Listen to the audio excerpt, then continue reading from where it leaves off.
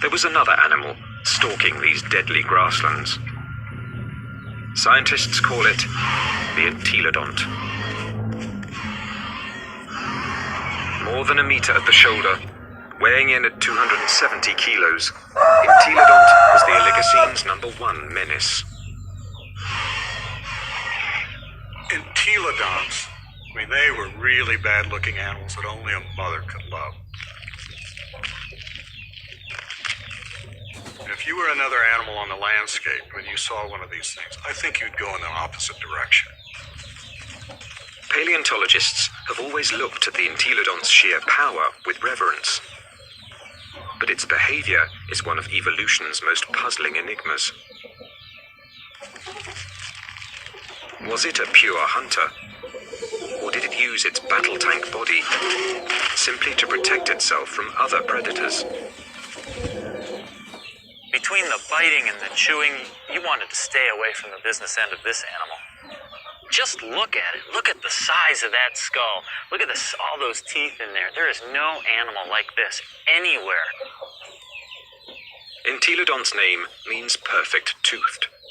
Its teeth were driven by a perfect system, which gave this creature a ferocious bite.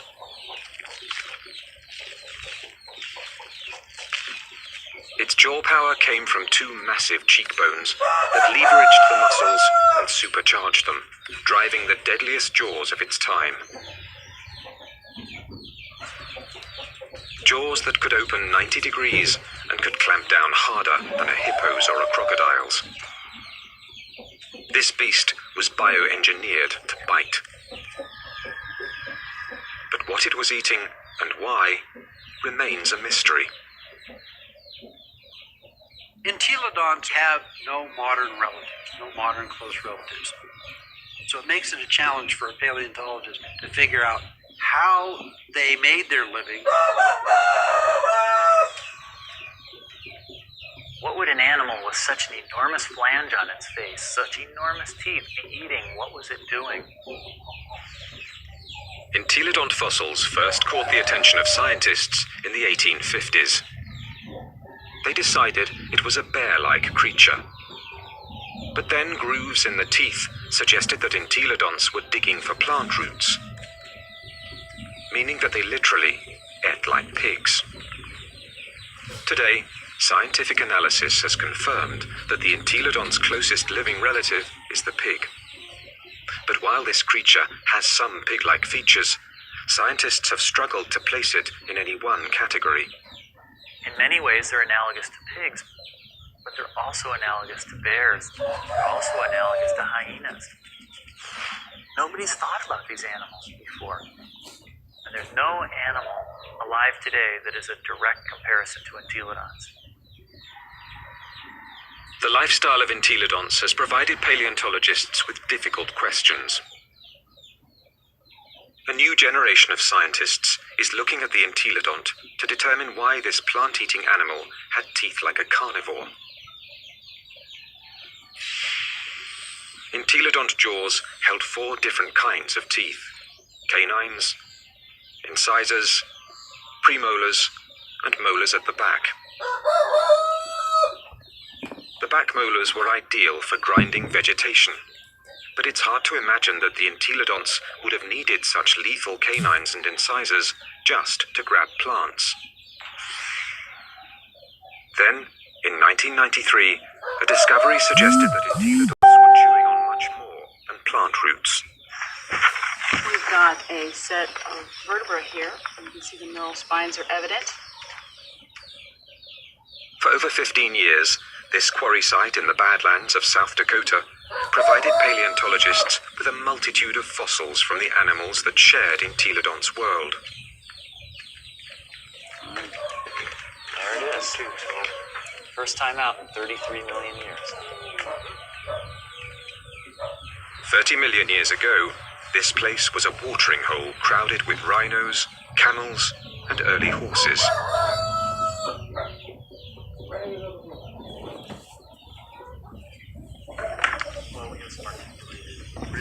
Scientists also found one of the largest collections of entelodont bones in the history of North America. So many that they dubbed the site the Big Pig Dig.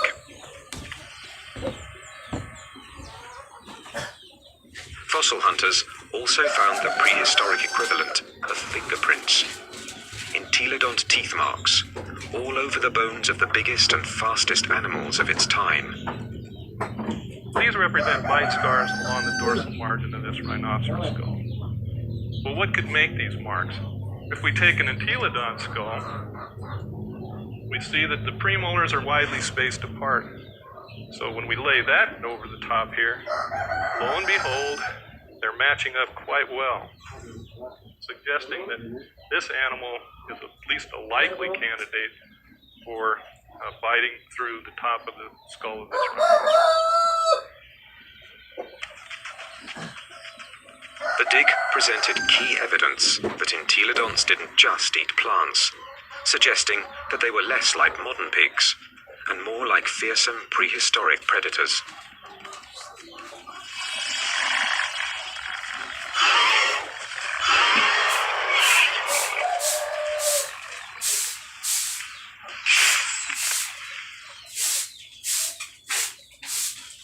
If we look at the front of the mouth of an entelodont, it's got a very strong bite that's interlocking. The teeth come together like that. The tips of the teeth don't touch each other, so it's not really specialized for cropping vegetation. In addition to interlocking, the front teeth angled slightly forward, giving entelodonts the ability to grab and nip, something plant eaters don't need, but meat eaters do.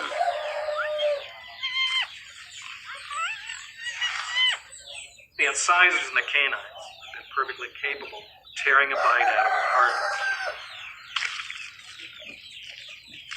But dentition isn't the only reason paleontologists believe the entelodont was a dedicated carnivore. Under Wyoming's rugged terrain, scientists are finding more and more bones bearing the signature of entelodont's powerful jaws.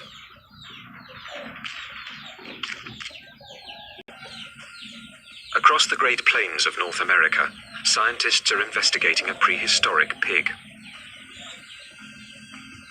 Entelodont has the teeth and jaws of a fierce predator, but its long, thin legs and cloven hooves suggest it might not be a very good hunter, because it couldn't use them to grab prey. Who was this beast, nicknamed the Pig from Hell? One veteran fossil hunter believes he's found the answer. I look at him as an attack predator, that he was top of the line predator, just like the lion is today in Africa, and just like T-Rex was in the late Cretaceous. Paleontologist Kent Sundell has great respect for this creature's power to kill. At Wyoming's White River Formation, he's found what he thinks is ultimate proof of its hunting prowess. 25 million years ago, this was a flat plain near a river where horses, camels, and rhinos gathered to drink.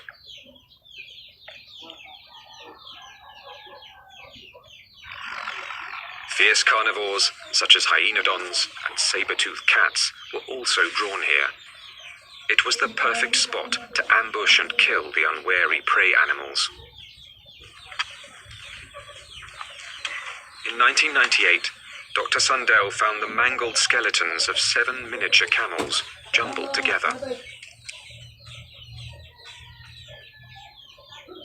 All the bones had been gnawed, and 6 were missing their hind quarters. In theory, they could have been the victims of several predators, like the hyenodon or early saber-toothed cats. But when Dr. Sundell matched up the teeth from White River's meat-eaters with the bite marks on the camel's bones, only one fitted.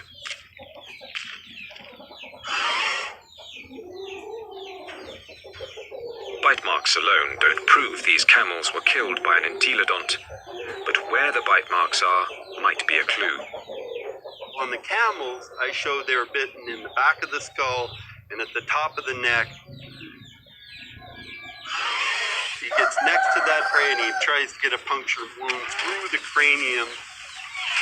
Dr. Sundell believes this is the mark of a true predator, which kills before it eats. And hundreds of miles away, in Ohio, there's more evidence that entelodonts could have hunted. Evidence from a scientific journey no one's ever taken before. Inside an entelodont's 30-million-year-old head.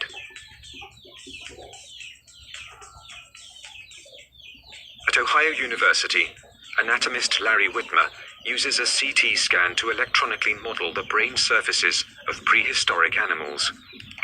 When he modeled his first entelodont brain, he noticed something unusual. This animal's eye sockets face right back out at us. What that tells us is that this animal almost certainly had binocular vision, meaning the visual fields overlap, which allowed them to have some depth perception. Larry Whitmer believes entelodont's eyes help to identify it as a predator. There's a decent chance that this animal has binocular vision as a predatory adaptation, to actually spot prey and actually judge their distances, which you might actually expect an ambush predator to have.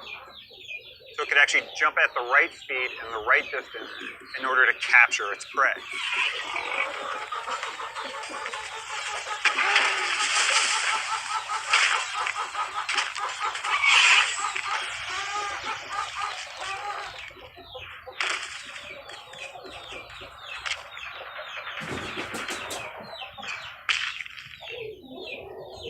But entelodont's bizarre bioengineering doesn't inspire confidence that it could run and jump. Its body bones are light compared with its massive skull. But in fact, entelodonts easily carried their enormous heads, without tipping over, using powerful packs of muscle bulging from the top of the spine to the legs, and from the back of the head to the tail. The animal's head was cantilevered out in front of its body with these ligaments that ran from these spines down to the skull. It had full muscle all along either side here, and it had muscles coming from the sternum up to the jaw down here. Massive muscles carried its oversized head.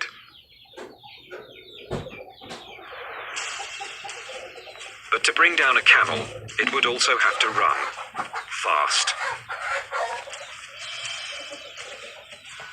And that's when the entelodont's agile, lightweight body may have paid off. There's just one problem. When a predator catches its prey, it relies on its claws to grab it and bring it down.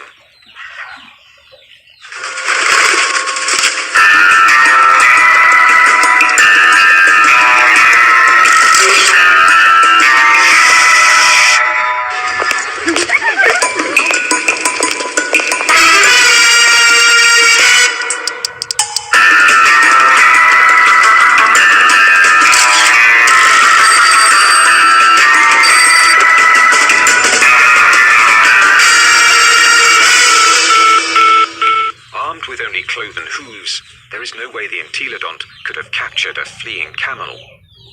Or is there?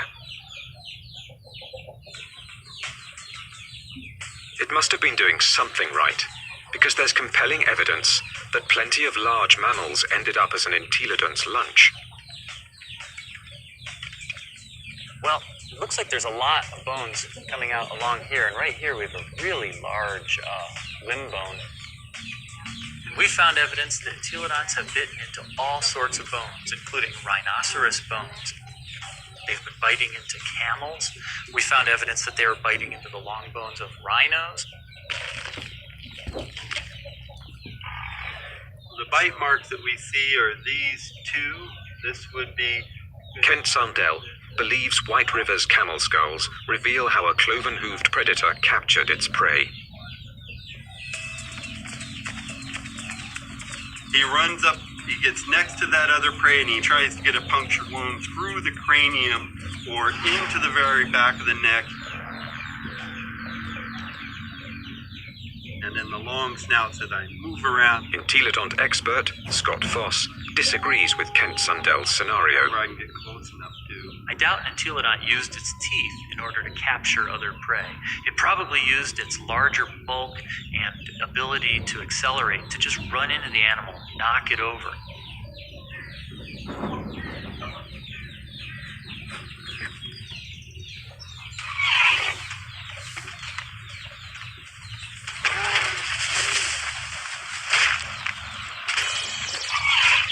Once I had that animal knocked over, then the teeth could go into business. Then the jaw goes into business, and it could crush whatever it went into. And it probably bit the animal right there in the head. Entelodont had all the tools necessary to kill prey animals. But there is more to the job of hunting than just the kill. A top-flight predator must have the ability to find and ambush its quarry. To understand this part of the process, science needs a fossilized window into an entelodont's world. What would we see if we could follow in an entelodont's 30-million-year-old footsteps? At a fossil site in Nebraska, that's exactly what scientists have done. And these footsteps have led them on the trail of the creature's hunt for food.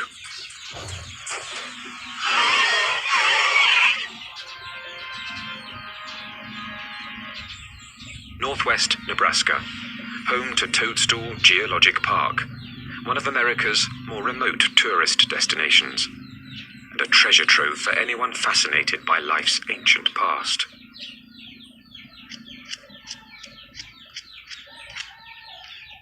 Okay, here's our heel pad. Toe, center hoof, which bears most of the weight, the middle toe. So that makes this a very nice rhinoceros print. 30 million years ago, these solid rocks were muddy stream banks, where migrating animals left their footprints, still preserved in Toadstool's rocks. Well, once we get it clean, it's a very nice rhino. Weigh in anywhere around 500, 600, 700 pounds.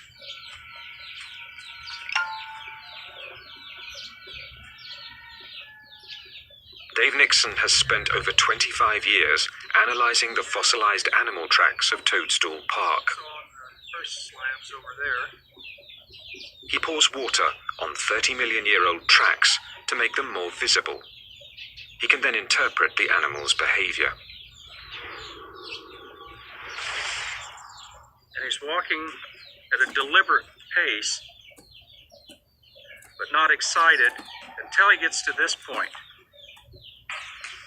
He starts to become stuck in the mud and shows quite a bit of emotion here because he really kicks, lands here, and he's out of the mud, but he puts another leap in, and the third bound takes him out of our exposure, and we're seeing excitement, if not fear. And if you're a herbivore, somebody always wants you for lunch. The rocks reveal that something was following the rhinos.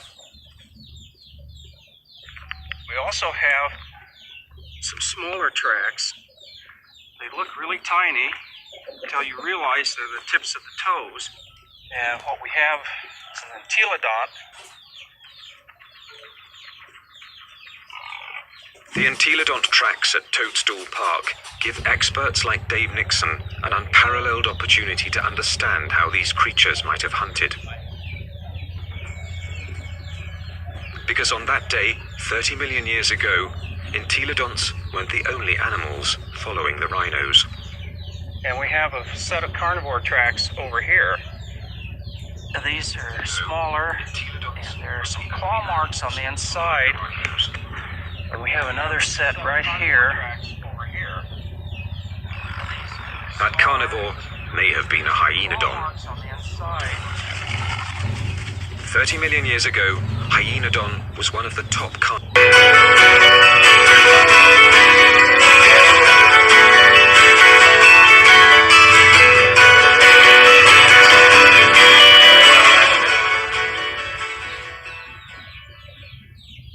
carnivores in North America. Its powerful jaws could pin down any prey animal. Then its razor-like teeth would finish the kill. But it also had the patience to track the prey over long distances. The carnivores are following the herd animals who go through first and fairly close. They'd be relatively on the heels of the group.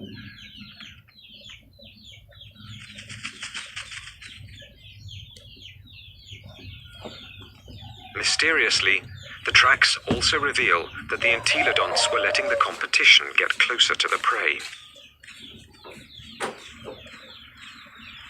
They're following the main herd, but they're not as close in time. Why would a hungry entelodont on the trail of a meal allow another predator to rush in for the kill?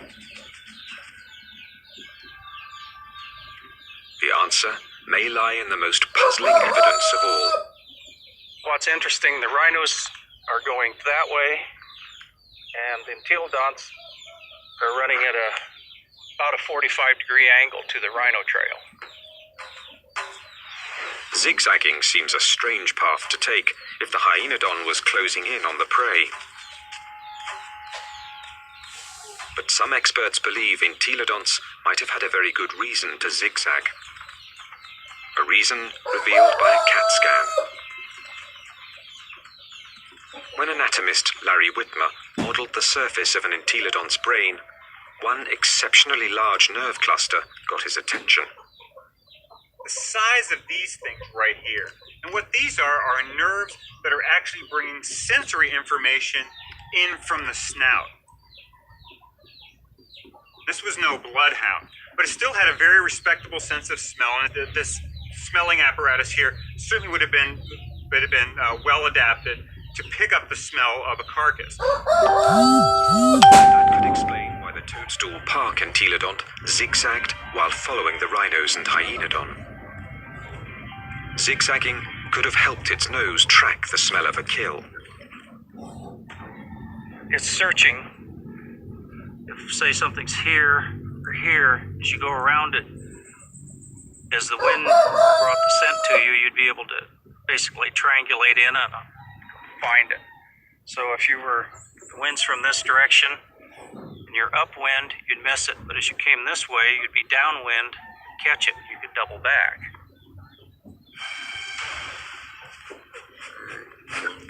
It puts its nose up in the wind, it catches the scent, and then it's going to start zigzagging along, walking from one side of the riverbank to the other until it picks up a smell.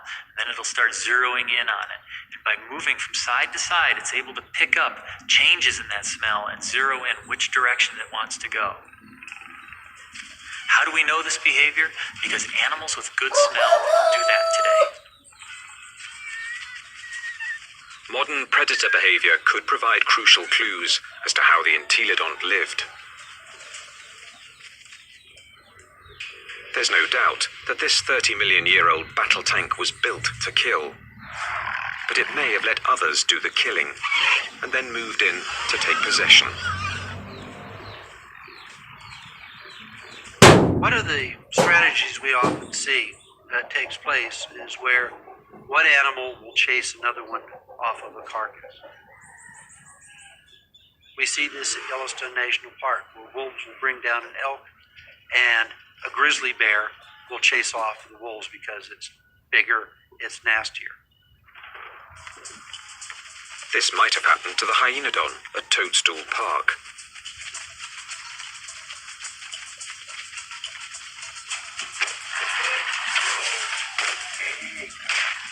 The hyenodon has run down and killed an exhausted rhino and is feasting on the carcass until the pig crashes the party. The razor-jawed beast goes from fearsome predator to underdog. The hyenodon might get in a few blows, but the entelodont's bulk would overpower its rival.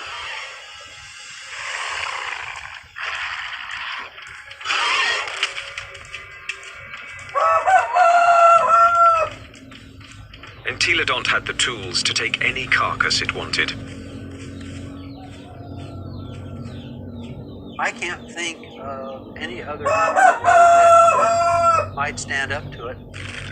Some experts argue that this is the true secret of the creature's success.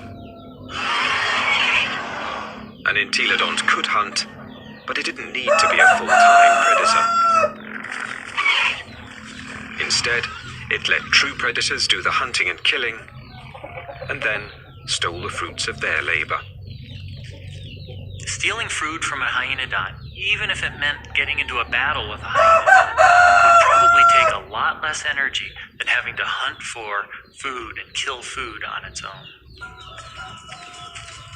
If scavenging was its lifestyle, the entelodont's complex bioengineering doesn't look so strange.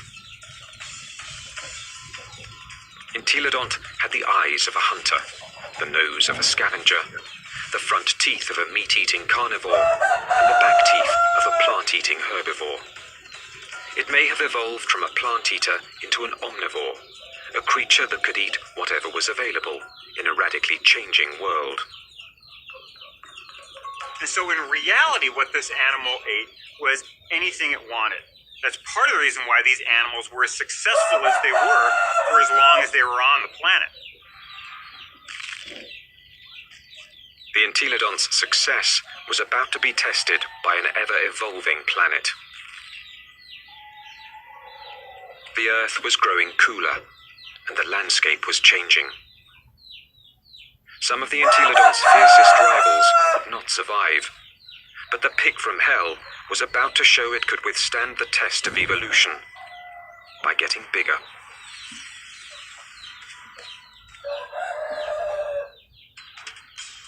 "25 million years ago, entelodont reigned supreme. It roamed the North American Badlands, eating everything, fearing nothing, taking any food it wanted. Well, we're talking about the biggest, meanest animal that ever walked the Badlands, and was one of the most ferocious animals that probably ever walked the earth. Nothing could stop the entelodont from dominating their world for millions of years to come. Nothing, that is, except planet Earth. 25 million years ago, the time known as the Miocene began. The Earth grew even colder, and once again, North America began to change. The trend towards drying, a more arid environment continued, and you see woodlands become less frequent, become more scattered, spotty.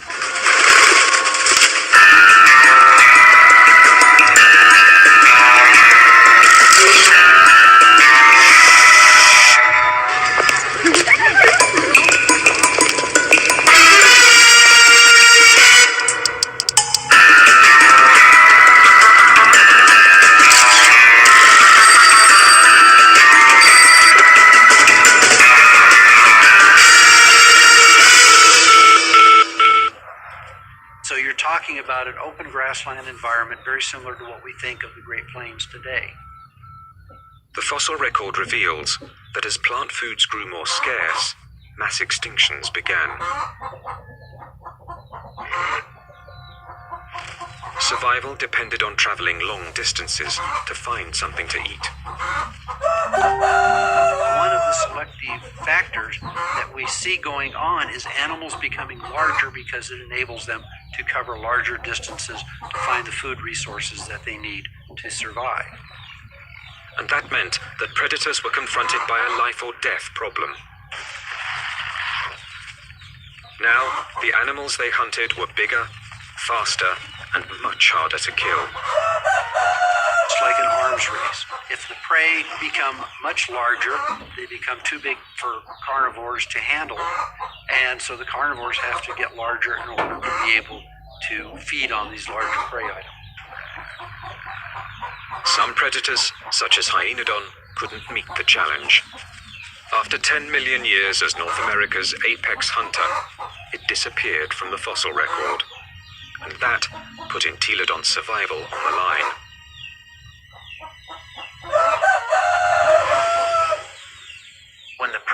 is gone. The scavenger is now in danger. The scavenger now needs to adjust its lifestyle. And if the scavenger isn't very flexible, it's going to have a difficult time. And in fact, the so-called pig from hell disappeared from the fossil record at about the same time.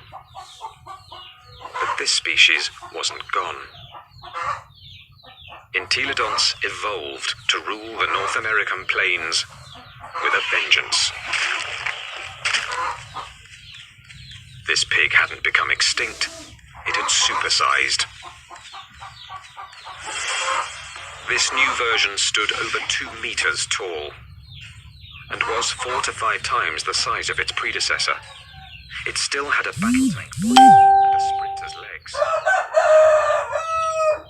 Its skull and jaws were now even more massive and more intimidating. It was bigger than a modern bison.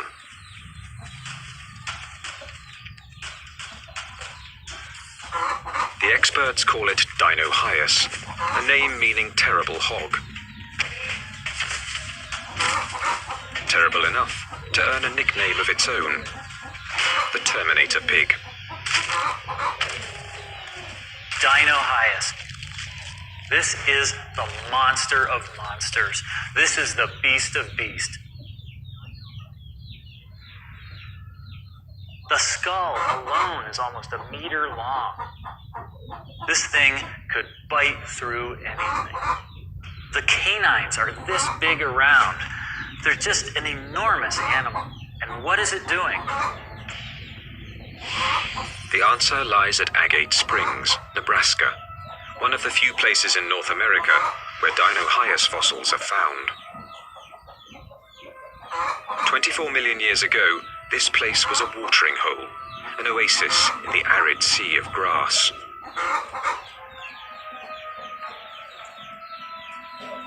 Hundreds of animals, many of them rhinos, gathered here to drink. And as the drier, colder planet killed off their food supply, they came here to die, making Agate Springs a paradise for predators and a favorite haunt of the Terminator Pig.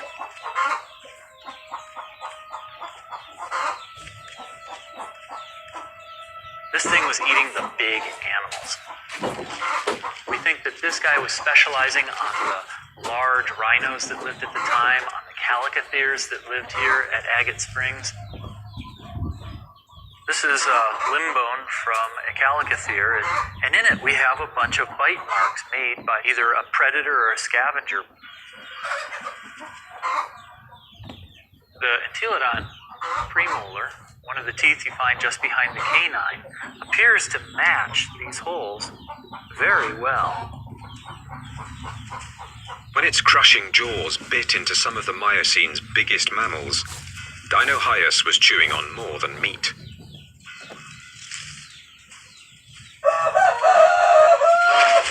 But the important part of this bone is this end here, where it's been broken off. The animal bit through the bone, sheared it off, and then had access to the nutritious marrow that was inside. Bone marrow is one of the most nutritious foods an animal can eat. And in times of mass extinction, it would have been a prime source of nutrition. As the Miocene climate change killed off thousands, a diet from scavenged bone marrow may have allowed the Terminator pig to thrive. The Miocene climate change killed off thousands. The long bones contain marrow, which is good for several years after an animal dies. So think of it as canned fat that would be available during a drought. So the pigs could still find food after a massive die-off, even if they're looking at mostly skeletons. The Terminator pig was the pinnacle of entelodonts' evolution. This beast had supersized to survive the Miocene's challenge. And it very nearly succeeded, but not quite. Because in this new world, survival would ultimately depend on a skill set even the Terminator pig didn't possess. 20 million years ago, a new monster predator arrived in North America. The bear dog.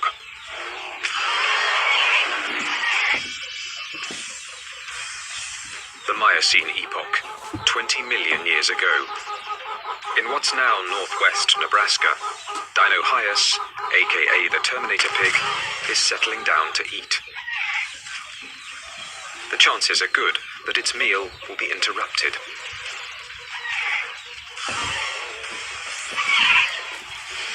With its huge size, it could handle just about any threat to its dinner. Except a threat it had never seen before. The bear dog. A recent arrival from Asia, this savage, bone-crushing beast wouldn't back down from any fight.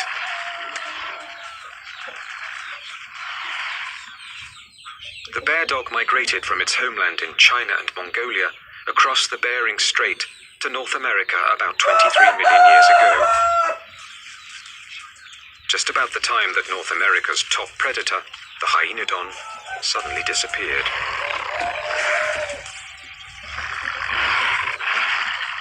Scientists suspect that it wasn't a coincidence.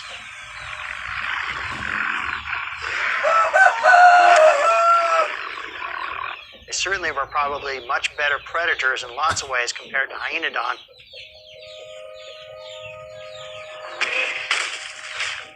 So it's a reasonable expectation that they probably drove the last hyenodon to extinction in North America. With hyenodons gone from North America, the bear dogs faced off with their only remaining competition, the Terminator pig. Dinohyus relied on its massive size and killing jaws, two advantages its ancestors had once deployed against hyenodon.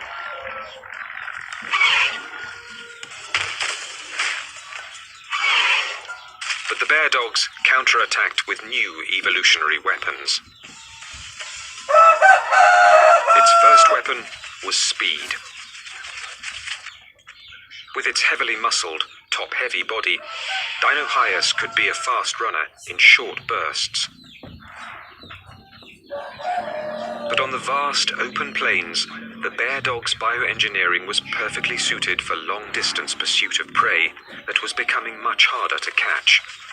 When you look at the skeleton of this animal, it's a much more sophisticated, much faster running animal. We see longer legs in the horses, longer legs in the camels. So if it came to running down prey items, this animal would have had an advantage. Its next weapon was its teeth. Entelodonts ate well because their jaws and teeth could tear flesh and crush bone to extract its highly nutritious marrow. But bear dogs could do these things just as well. In fact, even better.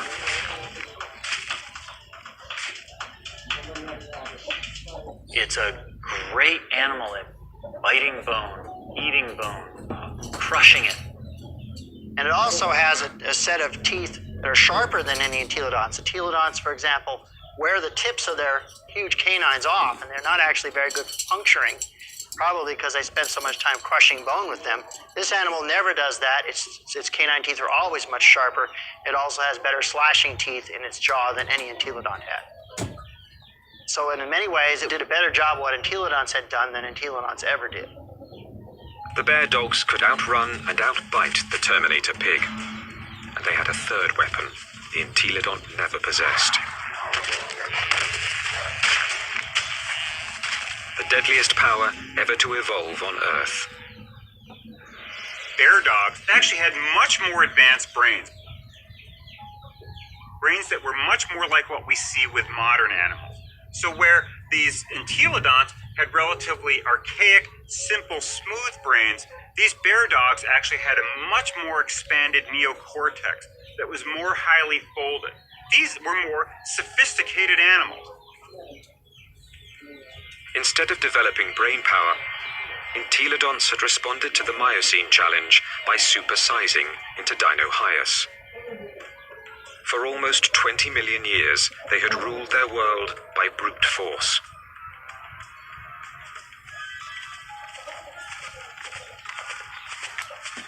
But no more.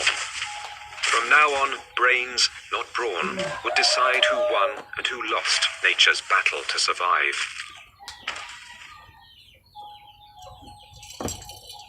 The mammalian world was fully caught up in this neural arms race. that arms race was starting to take place, and these entelodonts apparently were taking part in that. That may have actually put these animals at something of a disadvantage. This was an animal that almost certainly was driven mostly by instinct, with fairly predictable, stereotyped responses. This was not a clever animal.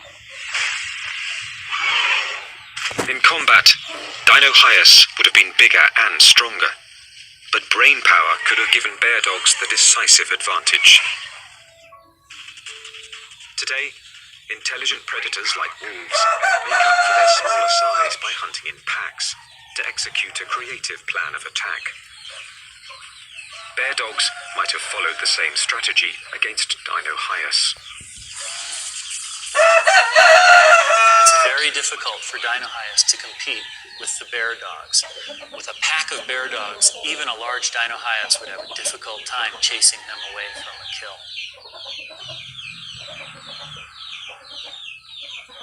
These smaller, less powerful, but more clever animals potentially were able to actually steal kills away from Dino Hyas. That they actually could have used different kinds of techniques.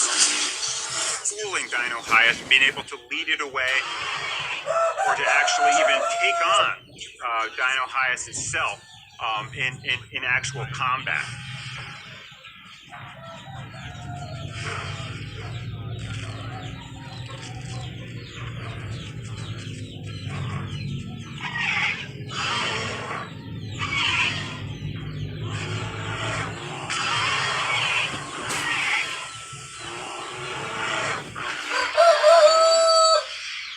So this is a more advanced animal in terms of its teeth, in terms of its speed, in terms of its overall body size, and especially in terms of its intelligence. This thing has a much larger brain for its body size than does any entelodon.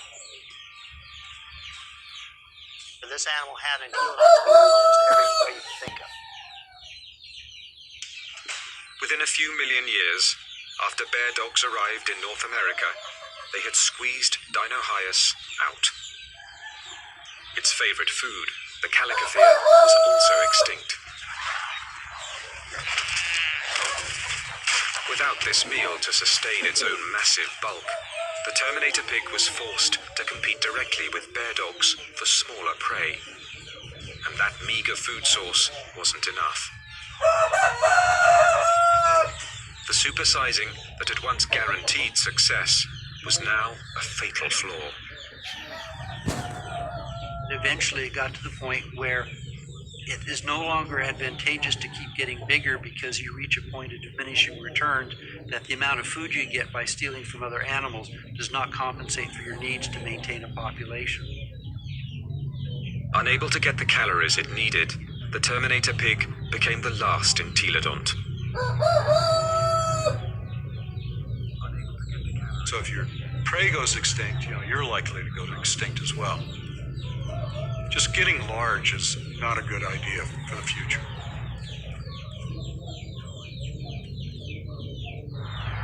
Despite its rapid demise, Entelodont was an evolutionary success. It dominated its environment for nearly 20 million years. It had the ability and intelligence to either hunt, scavenge, or forage, allowing it to survive on any available food source. This behavior is now the norm for more modern omnivores, like bears and humans. And some think a bit of Entelodont's predatory instinct still lives on. When I was a kid growing up on a farm, I was always told, don't fall down the pig pen, they'll eat you. But the Entelodont's living legacy isn't what fascinates the experts. Science is unraveling its secrets. Nothing else quite like it has ever walked the earth.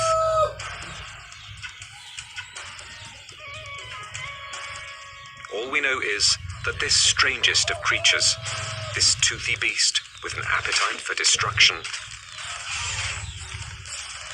dominated its brutal, dangerous world for tens of millions of years.